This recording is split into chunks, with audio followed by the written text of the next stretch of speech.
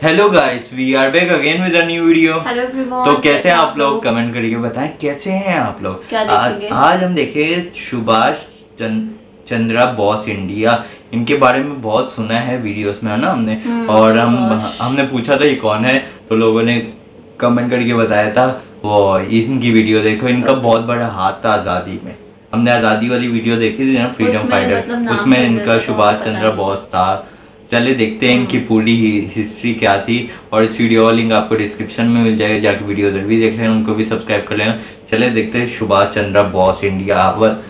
मतलब कि हमारी भी हिस्ट्री हुई है ना। हाँ। क्योंकि ना एक वक्त तक हम साथ थे, तो एक साथ आज़ादी के लिए लड़ रहे थे। तो देखते हैं इनका क्या हाथ है इसमें।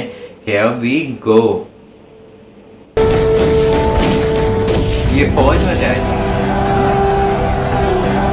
आजादी के 9 सालों बाद जब 1956 में ब्रिटिश प्राइम मिनिस्टर क्लेमेंट एटली इंडिया आए थे, तब उनकी मुलाकात कलकत्ता के तभी के गवर्नर पीबी चक्रवर्ती से हुई थी। इस मुलाकात के दौरान इंडिया की आजादी पर उनकी बात छिड़ी और बड़े ही आतुरता के साथ चक्रवर्ती ने ये पूछा कि अंग्रेजों का इंडिया छोड़ने के पीछे का असल कारण क्या था। और इस पर एटली ने जवाब दिया सिर्फ 3 शब्दों में, आजाद हिंद फौज, जिसके लीडर कोई और नहीं बल्कि नेताजी सुभाष चंद्र बोस थे। और एटली का ये कहना था कि उन्हीं के कारण भारत में होने वाले दंगे होने लगे। इसके बाद चक्रवर्ती ने एटली से ये तक पूछा कि गांधी जी का इसमें कितना कंट्रीब्यूशन था। तब हंसते हंसते एटली ने कहा मिनिमल।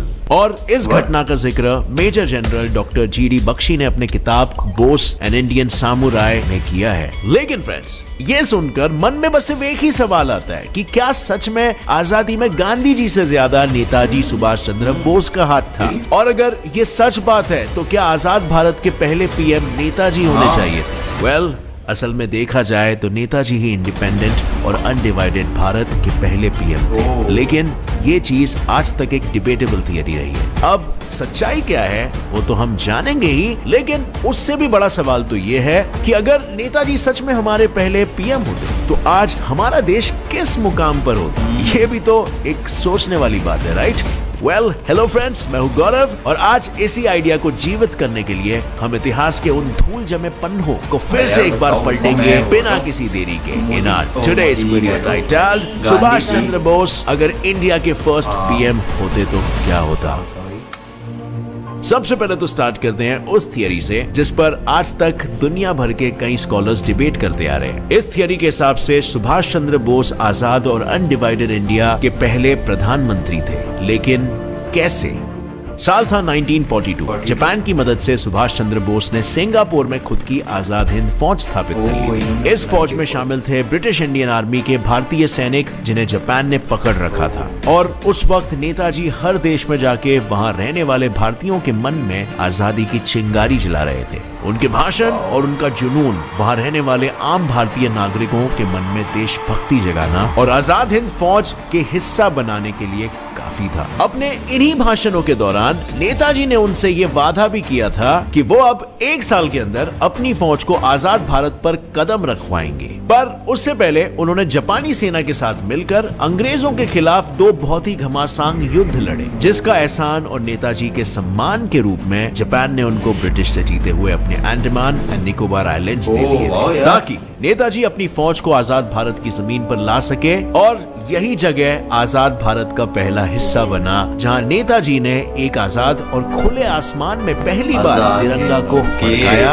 और यहां पर स्थापित हुई आजाद हिंद की सरकार। इस सरकार के प्रेसिडेंट, प्रधानमंत्री, फॉरेन मिनिस्टर नेताजी खुद थे। और नेताजी के सरकार की खुद की करेंसी थी, खुद का बैंक था, रेडियो स्टेशन था, स्टैम्प्स थे और यहाँ तक कि खुद का कोर्ट था। नेताजी के इस आजाद सरकार को पूरे 9 बड़े बड़े देशों ने मान्यता तक दी थी। जो देश थे Japan, Italy, Germany, Croatia, Manchuria, Burma, Philippines, Thailand और तो और चाइना ने भी। और ठीक इसी वजह से कई लोग ये मानते हैं कि सुभाष चंद्र बोस ही आजाद भारत के पहले प्रधानमंत्री थे। अब इस पे आपकी क्या राय है मुझे नीचे कमेंट सेक्शन में जरूर बताना। अब फ्रेंड्स, वीडियो में आगे बढ़ने से पहले मैं आपके लिए एक बहुत ही इंटरेस्टिंग ऐप लाया हूँ जो है वंडर शेयर का डॉक्टर फोन। iOS 15 अब अपग्रेड करने से पहले घबराने की कोई जरूरत नहीं है, क्योंकि इस ऐप पर आपको 1 सितंबर से 30 सितंबर तक 20% ऑफ मिल रहा है। आइए मैं आपको बताता हूँ आप अपग्रेड कैसे कर सकते हो। सबसे पहले आपको अपना बैकअप डाटा लेना पड़ेगा। डॉक्टर फोन का सिस्टम iOS रिपेयर भी है, जिससे आप इजीली अपने फोन को रिपेयर कर सकते हो। रिपेयर करने से पहले आप लोग ये स्टेप जरूर पढ़ना, और उसके बाद आप अपने डिवाइस का मॉडल और सिस्टम वर्जन दोनों यहाँ पे एंटर कर सकते हो, और उसके बाद स्टार्ट बटन पे टैप कर दो। यहाँ पर प्रोसेस स्टार्ट हो जाएगा, और फिर ये करीब 10 से 15 मिनट का समय लेगा, क्योंकि सिस्टम आपका रिपेयर हो रहा है। और जैसे ये कंप्लीट हो जाएगा उसके बाद आपको डन लिख के आ जाएगा कि आपका ऑपरेटिंग सिस्टम सक्सेसफुली रिपेयर हो चुका है। तो देख सकते हो कितने आसानी से आपका फोन और सिस्टम रिपेयर हो चुका है, और अब आपको वायरस और मालवेयर से टोटल प्रोटेक्शन मिलेगा। So click on the link in the description and go download now, 20% off है। But getting back to the topic, theory सच है या नहीं उस पर रिसर्चर्स डिबेट कर ही रहे हैं, लेकिन उनका जवाब आने तक हम जानते हैं कि अगर बोस सच में पूरे आजाद भारत के पहले प्रधानमंत्री होते तो आज हमारे देश में क्या क्या बदलाव होता। वेल, सबसे पहला बदलाव तो ये होता कि आज हमारे और चाइना के बीच 36 का आंकड़ा नहीं होता। वेल, मुझे पता है ये थोड़ा सा अविश्वसनीय लग रहा होगा आपको, पर ये असल में सच है, क्योंकि 1938 के दौरान जब चाइना वर्ल्ड वॉर में हुए नुकसानों के कारण बुरी तरह से जूझ रहा था, तब उन्होंने इंडिया और इंडियन नेशनल कांग्रेस से मदद मांगी थी। और उस वक्त कांग्रेस के अध्यक्ष थे हमारे नेताजी, जिन्होंने 12 जून 1938 को पूरे देश में ऑल इंडिया चाइना डे घोषित कर दिया था। उन्होंने देश भर के सारे लोगों से चाइना की मदद के लिए फंड्स इकट्ठा करने का कहा, जिसके बाद नेताजी ने वो सारे पैसे एक एम्बुलेंस और डॉक्टर्स की एक टीम को चाइना में भेजकर उन्हें दिया।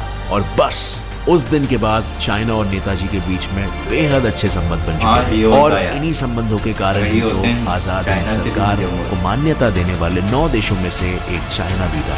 यही सारी चीजों के कारण ऐसा माना जाता है कि अगर हमारे पहले पीएम सुभाष चंद्र बोस होते तो आज चाइना के साथ सरप्राइजिंगली हमारे काफी अच्छे रिलेशंस होते, और ना 1962 का भयानक इंडो चाइना वॉर भी नहीं होता, और आज ना ही दोनों देशों के बॉर्डर्स पर तनाव होता। बदलाव क्रमांक दूसरा, इंडिया पाकिस्तान का बंटवारा नहीं होता। आजाद हिंद फौज के कैप्टन लक्ष्मी सहगल के अनुसार नेताजी सुभाष चंद्र बोस हमेशा से ही भारत के बंटवारे के खिलाफ रहे थे, जिसका जिक्र उन्होंने महात्मा गांधी और पंडित जवाहरलाल नेहरू से भी कहा था। बोस का यह कहना था कि अगर भारत का बंटवारा हुआ तो देश की स्थिति बद से बदतर हो जाएगी, और एक बंटवारे को देख दूसरा राज्य भी फिर बंटवारे की मांग करने लगेगा। और ये बात सच भी तो निकली, क्योंकि अगर हम देखें तो आज की तारीख में भारत के अंदर कितने सारे सेपरेटिस्ट मूवमेंट्स हो रहे हैं, जैसे कि नागालैंड में पंजाब का खालिस्तान मूवमेंट, और वेस्ट बंगाल में पनप रहा नक्सलवाद। पर अगर बंटवारे के दौरान बोस जिंदा होते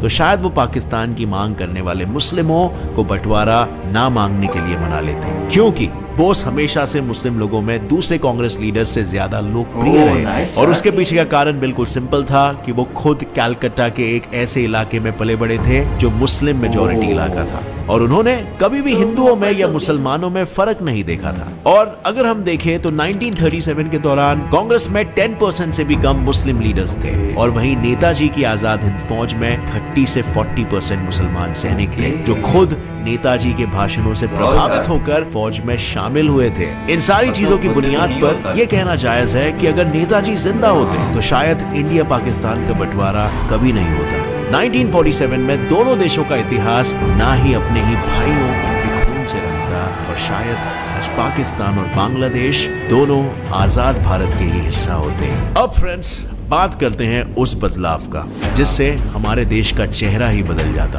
वो इसीलिए क्योंकि हमारे देश में लोकतंत्र यानी डेमोक्रेसी नहीं होती। क्योंकि अगर सुभाष चंद्र बोस हमारे पहले प्रधानमंत्री होते तो आज हमारा देश कम्युनिज्म या समाजवाद के सिद्धांतों पर चलता। वही कम्युनिज्म जो चाइना, रशिया और हिटलर के जर्मनी की आइडियोलॉजी थी। और ऐसा खुद नेताजी ने अपने किताब द इंडियन स्ट्रगल में कहा था कि वो साम्यवादी संघ नाम की पार्टी बनाना चाहते थे, जिसका मतलब होता है कम्युनिज्म यूनियन। और शायद उन्हें कम्युनिज्म इसीलिए अच्छा लगा होगा क्योंकि वर्ल्ड वॉर के दौरान उन्होंने अपने कम्युनिस्ट एलाइज जैसे कि चाइना, रशिया और जर्मनी को जीतते हुए देखा था, जिस वजह से शायद उन्हें लोकतंत्र से ज्यादा साम्यवाद की विचारधाराएं भाने लगी थी। अब एक मिनट, तो क्या नेताजी भी हिटलर या स्टालिन की तरह तानाशाह बनना चाहते थे? वेल, अगर वो पहले प्रधानमंत्री होते तो क्या आज हम पे भी चाइना के लोगों की तरह पाबंदियां लगी होती? अब अगर आपको लगता है कि नेताजी के आने पर शायद भारत का दृश्य कुछ ऐसा हो, तुम गलत हो, क्योंकि नेताजी भले ही अपने विदेशी कम्युनिस्ट दोस्तों से इंस्पायर्ड थे, लेकिन वो उनके जैसा तानाशाह नहीं बनना चाहते। वो हमेशा से चाहते थे कि हर भारतीयों को समान राजनीतिक और आर्थिक अधिकार मिले और हर किसी को अपना धर्म चुनने का पूरा अधिकार मिले। और उनकी किताब द इंडियन स्ट्रगल में ये उन्होंने कहा भी है कि वे चाहते थे कि इंडिया एक धर्म निरपेक्ष देश बने, ताकि यहाँ की माइनॉरिटीज को सेकंड क्लास नागरिकों का दर्जा न मिले और सब लोग मिलजुल के देश के विकास में हाथ बढ़ा सके। अब ये सब तो अच्छा है, लेकिन उनके राज में एक और एक बदलाव जो आता है वो ये होता था कि हम इंडियंस थोड़े ज्यादा अनुशासित यानी कि डिसिप्लिन्ड होते, क्योंकि उनका मानना था कि भारत को एक मजबूत लीडर की जरूरत थी जो देश के लोगों को कड़े अनुशासन के महत्व को समझाते और लोग ज्यादा जिम्मेदार होते जैसे कि दूसरे कुछ कंट्रीज जैसे कि जापान। लेकिन जिस तरह हर दिन सूरज उगता है और ढलता है, जिस तरह हर सिक्के के दो पहलू होते हैं, बिल्कुल उसी तरह हमारे भी इस कहानी में एक दूसरा पहलू है, एक दूसरा थोड़ा सा डार्क पहलू। यानी अगर प्रधानमंत्री बनने के बाद सुभाष चंद्र बोस भारत में साम्यवाद लाते तो पॉसिबिलिटी है कि भारत में वन पार्टी रूल लागू हो और सामने ऑपोजिशन में कोई पार्टी नहीं होती रूलिंग पार्टी को जिम्मेदार करार करने के लिए। और नेताजी के मिलिट्री वैल्यूज देखते हुए ये कहना भी आसान है कि शायद भारत में संसद से ज्यादा मिलिट्री का रूल चलता, बिल्कुल स्टालिन या हिटलर की मिलिट्री की तरह। देखो, अब मैं ये जानता हूँ कि नेताजी ये सब नहीं करते, बल्कि वो एक बहुत अच्छे नेता बने, लेकिन उनके बाद जो भी प्रधानमंत्री आते, क्या गारंटी है कि वो भी नेताजी के सिद्धांतों पर चलते? I mean, इस तरीके से आप पावर को कंसंट्रेट कर रहे हो, right? And with power comes corruption. एक कहावत है ना, पावर करप्ट्स। सो क्या अगर उनके बाद आने वाले नेता ऐसा कुछ करते, उनके इंटेंशंस गलत हो सकते हैं और वो उन इंटेंशंस को वन पार्टी रूल के कारण हासिल भी कर पाते, जिस वजह से इस एनवायरनमेंट में शायद फिर हमारे आजाद भारत में जन्म लेता कोई हिटलर, जो नेताजी के धर्मनिरपेक्ष और संयुक्त भारत के टुकड़े कर देता। लेकिन फ्रेंड्स, फिलहाल तो हमने कुछ फैक्ट्स और नेताजी के जीवन की घटी घटनाओं की बुनियाद पर इस कहानी को बनाया है, पर असल में उनके प्रधानमंत्री बनने पे भारत कैसा होता वो तो हम तभी जान पाते अगर 1945 में ताइवान से रशिया आते वक्त उनका प्लेन क्रैश नहीं हुआ होता और उसमें उनकी मौत नहीं हुई होती। इस चीज पर भी लोग आजादी से लेकर आज तक लोगों में इस बात की बहस जारी है कि बोस उस प्लेन क्रैश में नहीं मरे थे, बल्कि उन्हें कैप्चर किया गया था और फिर उनके साथ अच्छा नहीं किया। ये थियरी अपने आप में ही एक पूरा वीडियो बन सकती है और इसके ऊपर एक पूरी बुक लिखी गई है कि कैसे उन्हें एक रशिया के प्रिजन में बंद रखा था। तो अगर आप इस चीज पर भी एक वीडियो देखना चाहते हो तो नीचे कमेंट सेक्शन में मेरे साथ शेयर करना। अगर आप लोग इंटरेस्टेड हो तो मैं डेफिनेटली एक वीडियो बनाऊंगा। और साथ ही में फ्रेंड, अगर क्रैश हुए होंगे तो वो प्लेन भी क्रैश वो जानबूझ के करवाया है ना, ऐसा हो सकता है। और ये स्टोरी सुन के तो मतलब कि रियल जो फ्रीडम फाइटर थे ये थे, है ना। और वो क्या कहते हैं, गांधी जी भी थे, लेकिन सेकंड नंबर पर थे। और ये अगर होते तो बहुत कुछ चेंज होता, बहुत ज़्यादा चेंजिंग होती, हद से ज़्यादा चेंजिंग होती। क्या पता पाकिस्तान अलग ना होता, क्या पता हम अभी ना राज कर रहे होते दुनिया पे, अमेरिका के नीचे होता हमारे, है ना। ऐसा हो सकता था, बट नहीं हुआ क्योंकि अंग्रेज़ों ने चालाकी से पूरी प्लानिंग करके अलग किया, लड़ाई करवा के अलग किया। क्या कर सकते हैं अब। तो कमेंट करके बताना, हमें पहली बार पता चला, इनके बारे में नाम तो बहुत सुना था और फ्रीडम फाइटर की वीडियो में भी इनकी स्टोरी थोड़ी सी सुनी थी, तो वो हो रहा था, देखना बनता है यार। तो आप लोग भी बताना आपको कैसे लगते हैं सुभाष चंद्र बोस, और अगर होते तो और क्या क्या होता वो कमेंट करके बताना। तो चलते हैं नेक्स्ट वीडियो की तरफ, मिलते हैं नेक्स्ट वीडियो में, तब तक अपना ख्याल रखिएगा।